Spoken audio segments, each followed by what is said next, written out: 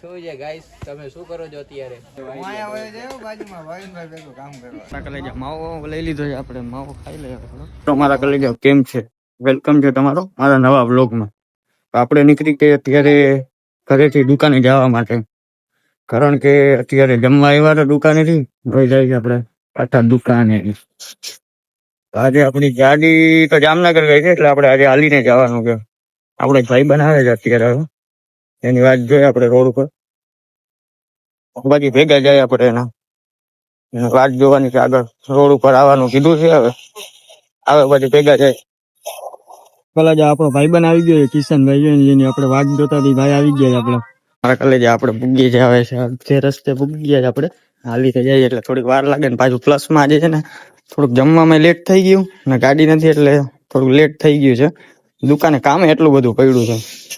ખાઈ તો લીધું છે, ખાઈને પછી છે ને થોડી ઘણી ફાકી વાકી ખાવાની ઈચ્છા થાય. હું અમારે આદત રહે એટલે ખાવી પડે.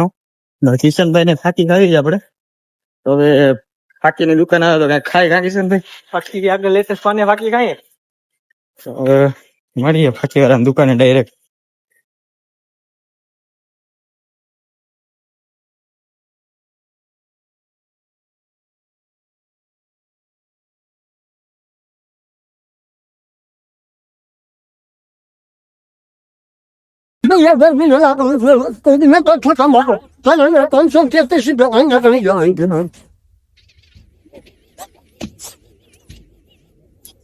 માવો લઈ લીધો છે આપણે, માવો ખાઈ લઈએ. થોડો માવો ખાઈને સીધા આપણે જાય.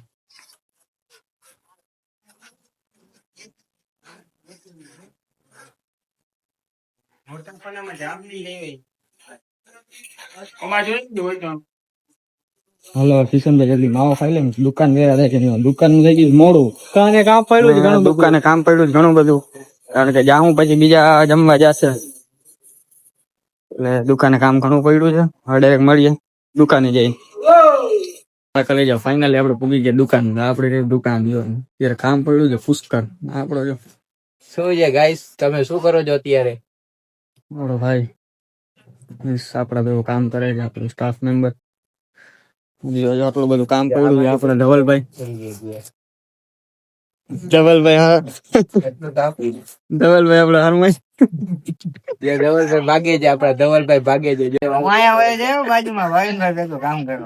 આપડે મામાની દુકાન કેટલી ખોટા ત્રાસ દેવા ધવલભાઈ હારમાઈ જાય. આપડે આને કે ખોટા ત્રાસ ના દે ને કામ મૂકી જો ભાઈ આ કઈ કીએ છે, તમે જોઈ શકો છો. તો કેદી ચાલુ હમણાં આપડે ચાલુ કર્યો ઘણો ટાઈમ થઈ ગયો. એમ તો ના હોય કુર્તી બુર્તી તમે લેવીએ તો લઈ જાજો, ના લેવીએ તો વાંધો નહીં. તો અમે કઈ કામ પડ્યું છે મલકભાઈ. આપડે મળીએ થોડીક પછી, થોડું કામ પતાવી લે પછી. હાલો ધવલભાઈ.